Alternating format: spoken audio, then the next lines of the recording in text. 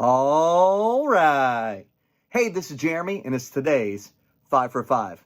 So last week, the guys did an awesome job talking about our identity in Christ, who we are in Christ. And this week, we're talking about our freedom in Christ. Now, it's hard to live freely for Christ if you don't understand your identity in Christ, if you don't know who you are in Christ. One of the things that has kept me from freely living for Jesus is this thought that I have to prove myself to other people. Now, I have been an ordained pastor for about 20 years now. And I remember when I first got started in the ministry, my grandmother, she's awesome, but she would say, "When are you going to get your own church?"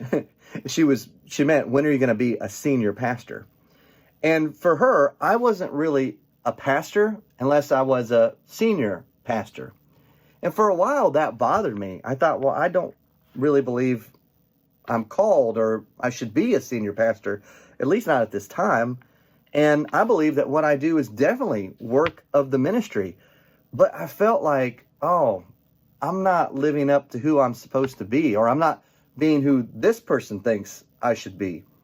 For so many of us, we're trying to be not who Christ wants us to be, but we're trying to be who other people want us to be. And when we're trying to live for them, it makes it really hard to freely live for Him. I want you to listen to these two verses from Colossians chapter 2, verses 9 and 10. Paul writes, "For in Christ, all the fullness of the deity lives in bodily form," meaning it's all in Jesus, right? He is God. "And in Christ, you have been brought to fullness. He is the head over every power and authority." Wow. When I am in Christ, when I know that my identity is in Christ, that means that I am full. There's nothing in there that I need to do to prove myself or to make me better than who He thinks I am. I want to grow in Him, of course. I want to be better for Him. I want to become more like Jesus. But I don't have to prove myself to anybody. Christ has already told me who I am, that I belong to God, that I am a child of God, that I stand righteous before God. So to think that I've got to live in a certain house or have a certain job or have a certain position or be in charge of other people, that's what I have to have in order to make my life full? No. Christ is the one who brings fullness to our lives. As long as He looks at me and He sees that I am God's child, then I am safe and secure, and I don't have to prove myself to anybody. I hope you're not trying to live your life to be like other people, to have the house and the car and the job that they have, or trying to prove yourself to others or make others like you.